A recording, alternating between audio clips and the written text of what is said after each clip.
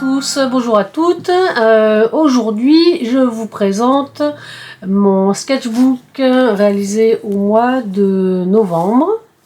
Comme vous le savez, je présente tous les mois depuis le mois de mai ces petits carnets rouges. Enfin, pour celle de l'année 2024, ils seront rouges. L'année 2025, je pense on passera à du bleu. Donc voici la page de garde et je vous présente tout de suite le contenu. Alors on commence avec des cases. Ce qui est bien avec les cases, c'est quand vous ne savez pas quoi faire dans votre sketchbook, vous mettez des petits rubans de réserve et vous y allez franco avec spatule, pinceau et vous lâchez. Vous pouvez faire des collages, des gribouillis. Voilà en tout cas ce que ça a donné en tout début de mois de novembre.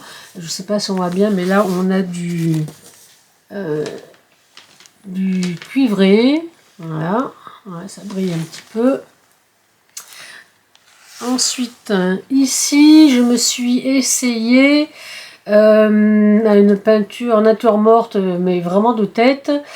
J'ai vu un travail qui est assez intéressant. Le peintre ou la peintre commence son dessin juste à la peinture rouge, elle fait un dessin au trait et après au fur et à mesure elle vient recouvrir ces traits rouges avec de la peinture. Donc moi je suis plus à l'aise avec l'abstrait qu'avec le figuratif. Mais voilà, en travaillant pas beaucoup, alors quelqu'un qui est un expert, enfin un vrai peintre, on va dire, qui a l'habitude de peindre, il va pas trouver ça très abouti, mais ça valait le coup d'essayer. L'intérêt du sketchbook, c'est que c'est une zone où vous avez tous les droits, tout l'espace vous est totalement consacré. Si c'est moche, tant pis.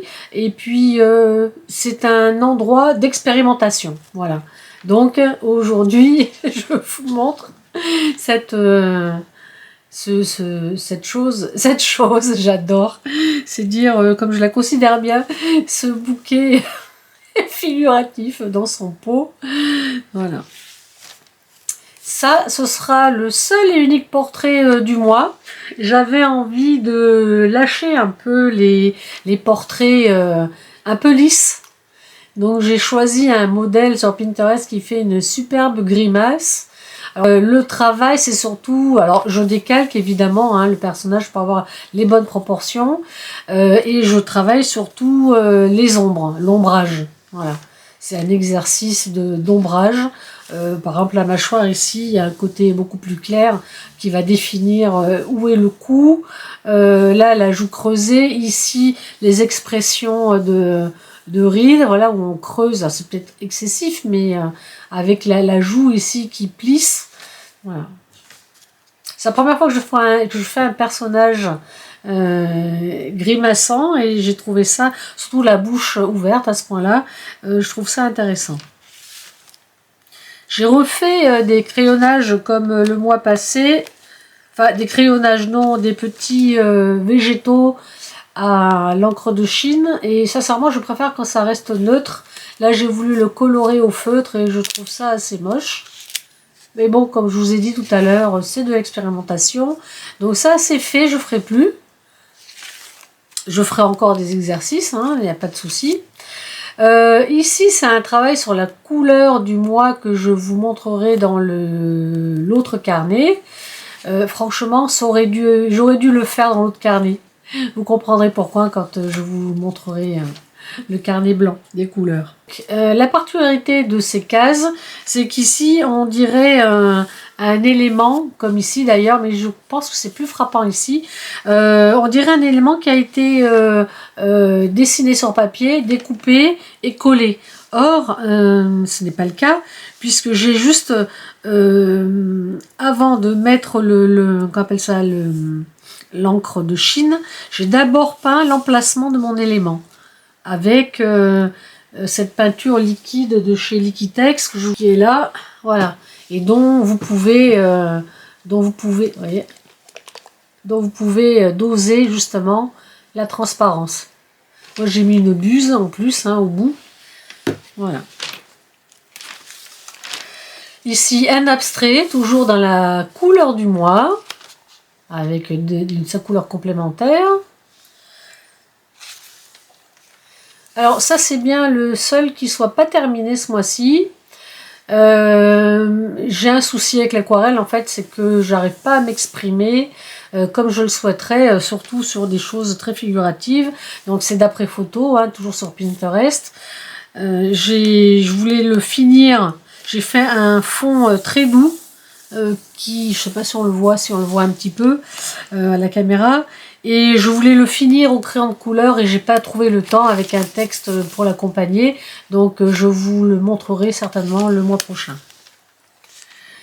Ici, c'est des restes de travail que j'ai fait pour le projet qui est ici, qui est un challenge de l'Avent, réalisé sur l'initiative d'Eugénie, de Super Mama, des Vosges. Alors, je vous le montre à l'envers.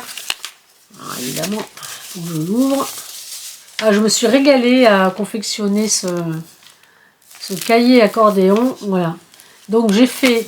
Je vous montrerai à l'endroit, ce serait mieux. Donc, j'ai fait des pages. Ce sont des pages, des portes, en fait, avec une déco. Donc, j'ai fait plein de petites choses comme ça.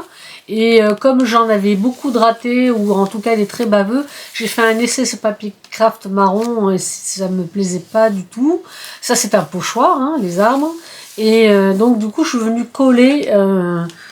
tous les ratés dans ce cahier. Voilà. Et ça vous donne ça. Mais je vous ferai une vidéo pour cet avant. Je vous montrerai tout ce qui a été réalisé par mes soins à l'intérieur.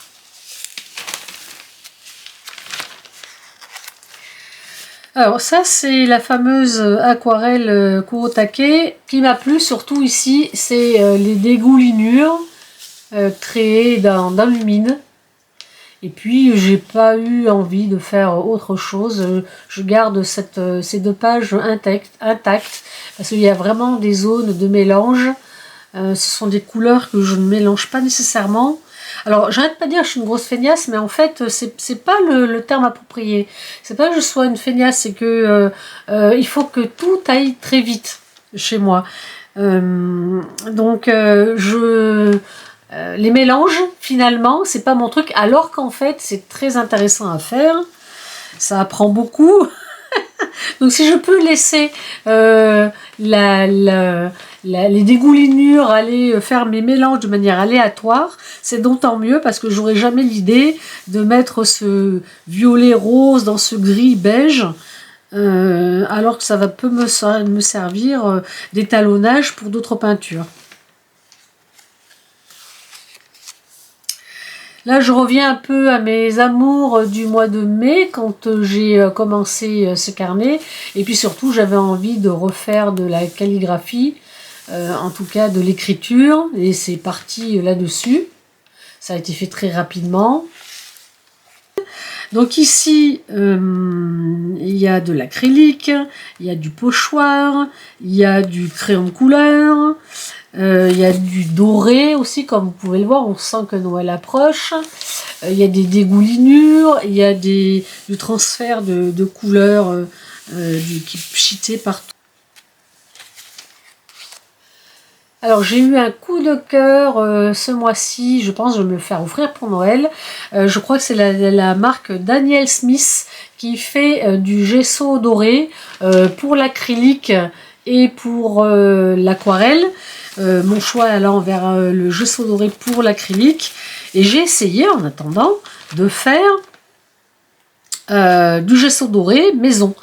Sauf que naïve que je suis, j'avais pas imaginé qu'en mélangeant du gesso blanc et de la peinture dorée, si pigmentée soit-elle, ça m'a donné, alors certes il est lumineux, mais ça m'a donné un ocre jaune. Donc je suis vite venue ensuite avec ma couleur pure dorée au couteau rajouter en frottant au couteau, rajouter du doré pour avoir voilà cet effet là. Donc, c'est imparable. Je ne peux pas faire de gesso doré moi-même. Voilà, donc il faudra que quelqu'un me l'offre. Voilà. Donc ça, c'est une autre expérimentation et j'aime bien justement la transparence du pot par rapport à ce motif. Ici, c'est encore de l'aquarelle. Alors j'adore les agapantes que j'ai découvert quand j'étais en Bretagne il y a une douzaine d'années. Je ne connaissais pas cette plante. J'adore donc j'ai mis un petit laïus là-dessus sur l'agapante. Je l'avais faite au départ à l'aquarelle, sauf que je ne maîtrise pas vraiment l'aquarelle, je la maîtrise très très peu même, donc j'ai dû finir mon dessin pour lui donner du relief au crayon de couleur. Comme je n'utilise pas beaucoup les crayons de couleur, eh bien c'était bienvenu. Voilà, bon là les couleurs de fond sont quand même dans les couleurs de la plante, et je suis venue mettre du détail au crayon de couleur.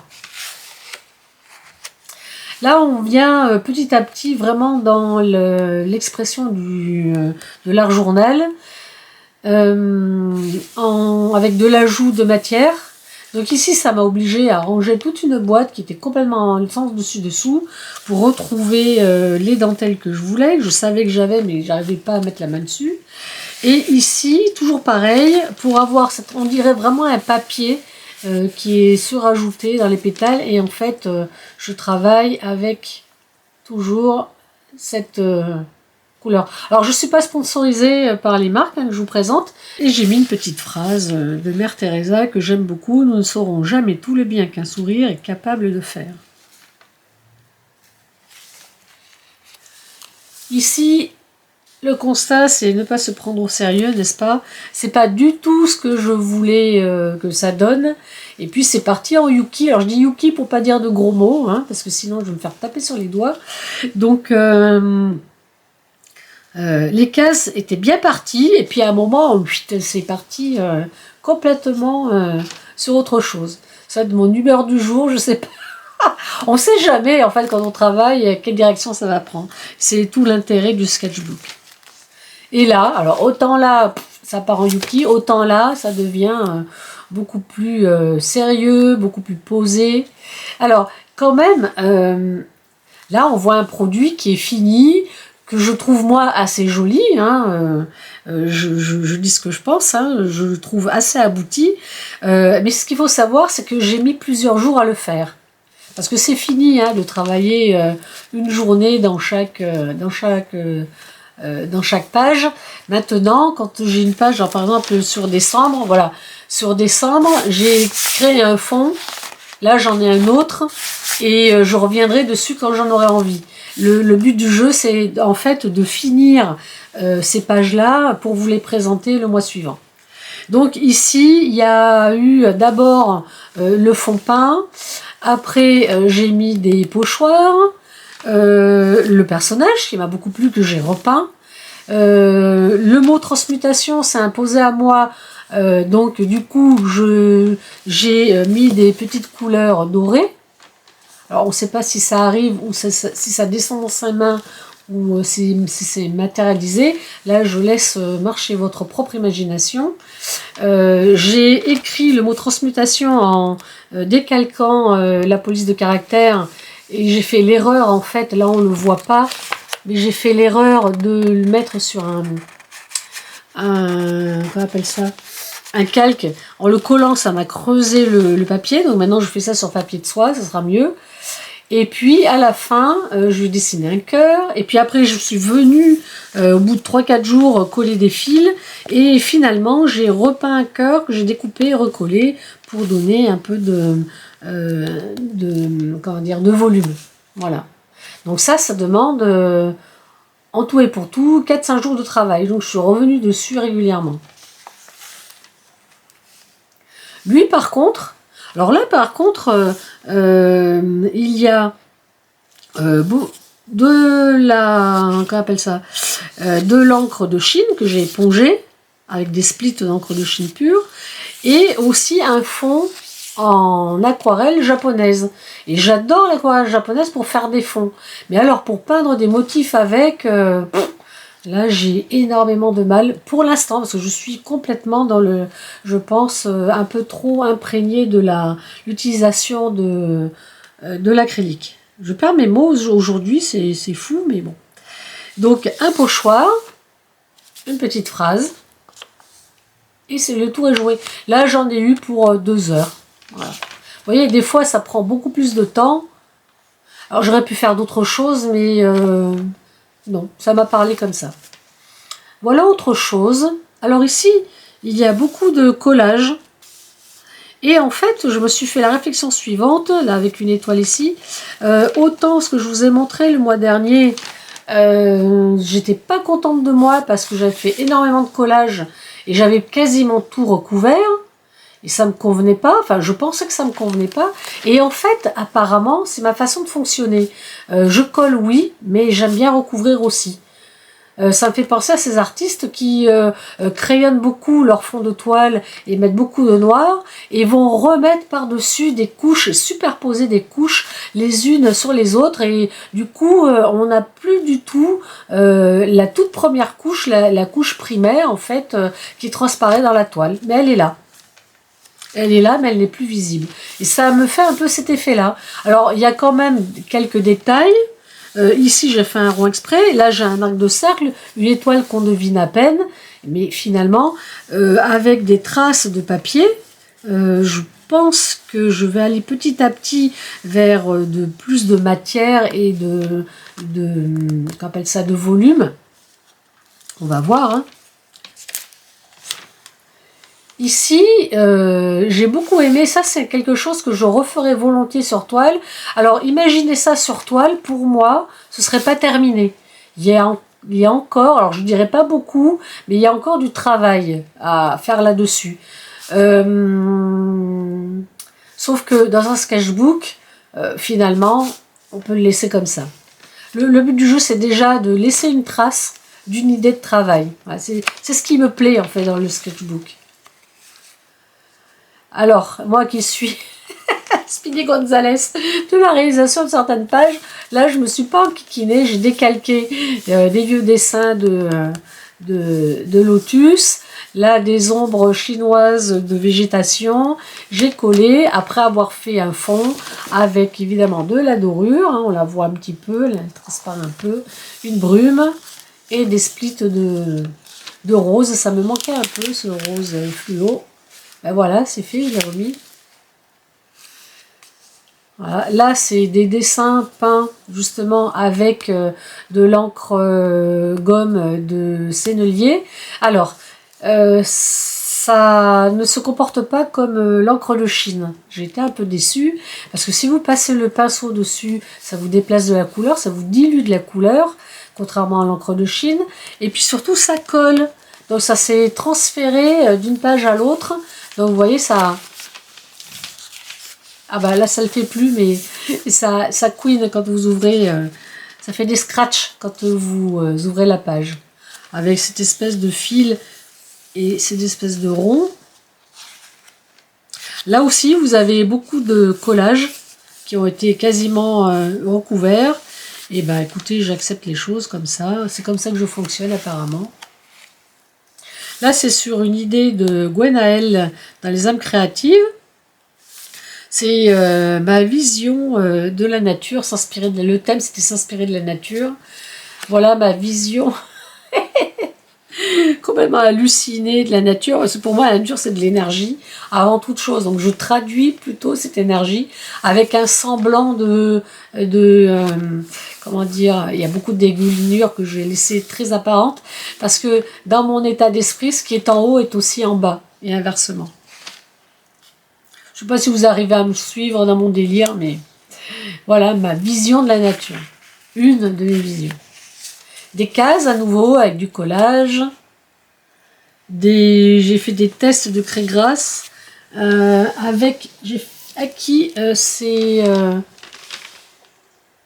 crayons-là. Alors, oui, en fait, c'est de la craie grasse. Vous avez dans le tube, vous avez l'équivalent de ça à peu près de matière. Donc vous avez de quoi faire. Sauf que ça ne se comporte pas du tout comme les craies grasses. Bah alors, tu fais la mise au point un peu là. Ça ne se comporte pas du tout comme les craies grasses de Caran-d'Ache par exemple. Elles sont pas diluables à l'eau. Elles se diluent légèrement mais en laissant la marque du passage du crayon. Je vais plutôt m'en servir pour accentuer des zones. Donc je l'ai testé ici, là, dans les zones. Alors, quand ça arrive sur du gesso granuleux, ça ne se mélange plus. Là, vous avez beau frotter. Alors, moi, vous avez une marque. Et quand vous êtes sur des zones beaucoup plus lisses, là, ça fond. C'est assez crémeux, en fait. Voilà une autre page que j'ai travaillé sur plusieurs jours. Et on le sent, hein, pour moi aussi, c'est une page qui est très aboutie.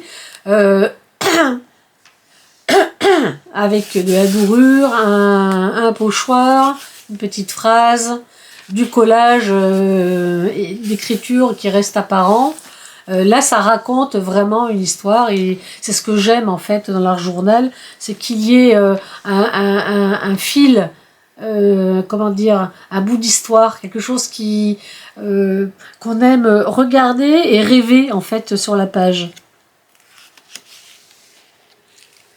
En voilà une autre, dans un autre genre. Donc c'est là que j'ai vraiment exploité la qualité de ces crayons, en allant faire des zones, en accentuant les verts, en mettant des couleurs un peu plus rouges, là où c'était un peu terne. Voilà, ça va me servir vraiment à ça.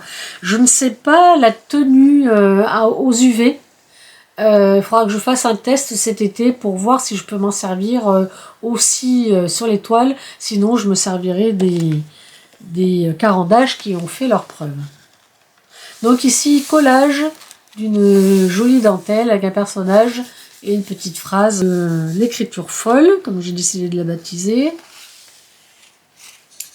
Ici, ce sont des motifs. Alors, j'avais créé un carnet avec des motifs. Et en fait, j'en ai fait 5. Et depuis 3 mois, j'ai plus remis mon nez dedans. Parce que j'ai pas le temps de tout faire tout le temps. Donc, je les ai reportés ici pour pouvoir les consulter plus facilement. C'est fait à l'encre Sennelier et à l'encre de Chine sur un carton. Voilà, avec de l'écriture folle, avec des petits grains comme ça. Bon, moi sur Pinterest, j'ai des albums où je mets les textures, les couleurs, les formes, les personnages. Voilà, donc j'ai pas trop besoin finalement de faire des carnets, si ce n'est de les réaliser au moins une fois à la main avant de l'explorer après sur une toile. Et ici, c'est mon premier transfert. J'ai enfin compris comment ça fonctionnait. Et en fait, même si vous n'avez pas une imprimante à jet d'encre, une imprimante laser, ça fonctionne aussi à jet d'encre. Il faut juste tester. Si vous voulez savoir comment on fait, dites-le moi et je vous expliquerai dans les commentaires. Et j'ai mis évidemment un petit pochoir d'étoiles. Et ici, ce n'est pas du noir, c'est du bleu de Prusse que j'adore. C'est un bleu très profond, presque noir. Et vraiment, ça va bien avec le ciel étoilé, je trouve.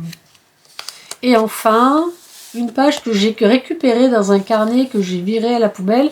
Alors, c'était un carnet d'écriture dans lequel, de temps en temps, je faisais une petite peinture, un dessin vraiment assez hâtif. Et dans une centaine de pages, je n'en ai gardé que 2, dont celle-ci. La deuxième, je l'ai mise dans le carnet, la partie décembre. Voilà, ce que je peux faire en 5 minutes. C'était un nettoyage de palette. J'ai utilisé les couleurs qui étaient encore disponibles pour ne pas les gâcher. Et j'ai fait un petit truc. Voilà, et ça parle ici du challenge de l'Avent que je suis en train de réaliser, que je vous montrerai début janvier. Parce que je ne pense pas que fin décembre, j'aurai le temps de vous le montrer en entier. Voilà, donc pour le mois de novembre, le sketchbook, c'est fait. Je vais donc passer... donc ça, je vous ai montré ce que c'était. Hein, c'est ça, le challenge de l'Avent. Je vous remontre les... Je ne vous montre pas l'intérieur, parce que de toute façon, on est au jour 5.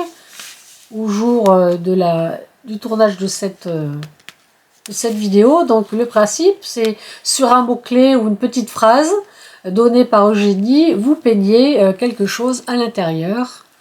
Et vraiment, je me suis régalée à fabriquer ces petits carnets que l'on va garder après. Alors lui, je ne sais pas encore si je vais coller les pages arrière ou pas. Parce que quand vous l'attachez devant, du coup, ça se détache derrière. Donc je pense que je les collerai au final. Voilà. Et enfin, en bonus, le carnet des couleurs. Donc le mois dernier, c'était la couleur orange et on va passer à la couleur brune. Et je vous montrerai un autre produit. Donc l'orange, on le passe. Et on passe au brun. Alors là, toujours pareil, mon idée de ce qu'est le brun, dans lequel je mets le doré et l'or bronze. Les couleurs acryliques, les néo-pastels et les néocolores. Donc à chaque fois, si j'ai les mêmes références, mais pas dans la même matière, je ne le remets pas. Les feutres, les crayons de couleur en marron, j'en ai que 2. L'aquarelle japonaise, l'aquarelle sennelier et les Height Flow acryliques de Golden, qui est ce genre de produit-là, ici. D'ailleurs, celle-là, je les ai achetées sur Vinted, sillonner Vinted, parce que vous pouvez vraiment faire des affaires, entre guillemets, au moins à moitié moins cher. Donc, c'est toujours intéressant pour des produits qui ont été à peine utilisés et en bon état. Donc, le collage pour les bruns sont ceux-ci, avec un peu de peinture cuivrée et dorée. Et là, j'ai fait toute une gamme de marron et beige, beige rosé, bleu gris, bleu un peu plus foncé, en fonction des couleurs que j'ai trouvées dans mes images. Voilà, bleu cendre, ici, les roses bruns, teintés de brun. Voilà. J'ai fait 2 pages abstraites. Alors, le brun, c'est pas ma couleur de prédilection, donc j'avais aucune idée de comment explorer cette couleur. Et ici, je vais vous montrer encore, alors c'est encore Golden, hein, c'est quelqu'un qui m'a fait un cadeau, qui m'a offert ceci. Ce sont des paillettes micacées or. Alors, c'est assez pâteux, c'est blanc, doré. Et c'est une pâte que vous mettez à la spatule ou au couteau, parce qu'au pinceau, c'est pas top, hein, c'est pas de la peinture, hein. C'est un gel avec des paillettes micacées, du vrai mica en fait. Je sais pas combien ça a coûté ce truc. Voilà. Là chez Golden, ils mettent toujours le vrai produit, ça c'est intéressant. Et donc là, j'ai mis 3 couches. Parce que je ne sais pas du tout comment m'en servir au final. Donc il faudrait que je vois sur une toile ce que ça pourrait donner. Voilà pour mes bruns. Après, la fameuse aquarelle Kuretake, enfin la maison Kuretake, la fameuse aquarelle Genzai, je crois qu'elle s'appelle aussi. J'ai mis les couleurs qui m'intéressaient au niveau des bruns et les couleurs qui allaient avec. Alors lui, il faisait plus brun sur mon test. Alors que là, il est plus rouge. Ça, c'est un brun rouge. Tous les autres, c'est des beiges, des bruns. Voilà, là, j'ai fait un combo de toutes les couleurs avec quelques images. Peut-être que je rajouterai du texte. Ici, c'est une feuille de Gelly Press. Je l'ai trouvée intéressante. Alors, déjà, c'est le genre de feuille dans laquelle j'ai énormément mal de découper pour venir les mettre dans d'autres éléments. Parce que je la trouve belle comme elle est. Et ce qui est intéressant, c'est que j'ai utilisé du violet, de l'ocre jaune et de l'orange. Et ça a donné un brun rouille et un brun châtaigne. Donc je me suis dit, tiens, on est parfaitement dans le thème. Allez, paf, et puis, au moins, c'est 2 pages en moins à faire à la main, hein, les gars. Voilà, c'est beaucoup plus rapide. Ensuite... Voilà, ça c'est pas terminé, c'est pour ça que j'ai laissé les scotch. Vous avez vu que dans mon carnet de novembre, j'en ai fait un beau dans les bruns. Là j'ai un peu calé, j'ai manqué un peu de temps. Il fallait que je fabrique cette jolie chose, hein, ça m'a demandé 2-3 jours. Donc voilà, ça s'est ressenti sur ma production. Toujours est-il que ce carnet de couleurs, c'est un outil que je vais garder quelques années quand même.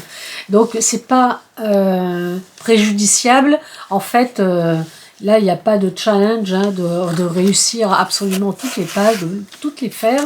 Je pourrais même, si une couleur ne me parle pas, tout laisser en blanc et puis attaquer la couleur une autre fois. Donc ça c'est pas terminé. Et là non plus. Alors ça, c'est un exercice que j'avais fait quand je commençais il y a 3 ans l'aquarelle avec Marie Toubon. C'est de prendre des images qui vous plaisent beaucoup et d'aller faire les mélanges à l'aquarelle. Voilà. Parce que l'acrylique, ça va demander beaucoup plus de temps. Donc, alors, probablement que je vais le faire à l'aquarelle aussi. Parce que là, on a des beaux bruns bien chauds avec des orangés un peu sourds, des vieux roses. Là, un marron chocolat avec un orange éteint. Là, on a un joli beige, ça devait être peut-être un doré d'ailleurs, hein, parce que c'est l'éclair, avec 2 verts, vraiment vert sapin et vert menthe. Et ici, j'aime bien le mélange de ce bleu violine avec le rose du lys et la nacre beige. Et ce beige de fond, la brique au fond, la petite fumée. Voilà, donc ça, je le ferai plus tard, quand j'aurai le temps, peut-être en janvier. Si je l'ai fait en décembre, je vous le montrerai en janvier. Voilà, et enfin, on arrive sur le rouge. Donc, pour aujourd'hui, c'est terminé. Ici, j'espère que mon carnet va tenir le choc d'ici la fin de l'année, parce qu'il est déjà bien abîmé. J'ai fait très attention pour pas qu'il s'abîme plus que ça, mais vous voyez, il déborde dans tous les coins. J'ai mis des scotch partout où je pouvais pour le préserver. Bon, on verra bien ce que ça donne. Vous le verrez au mois de janvier quand je vous présenterai le sketchbook du mois de décembre. Eh bien, je vous dis à bientôt. N'oubliez pas de liker. Si vous laissez vos commentaires, sachez que je me ferai un plaisir de vous répondre. Je vous dis à bientôt. Portez-vous bien. Et comme on dit en Provence, bon boudin. Et pas bon boudin, hein, comme j'écris pendant des années. Bon boudin. À vous. Gros bisous. À bientôt.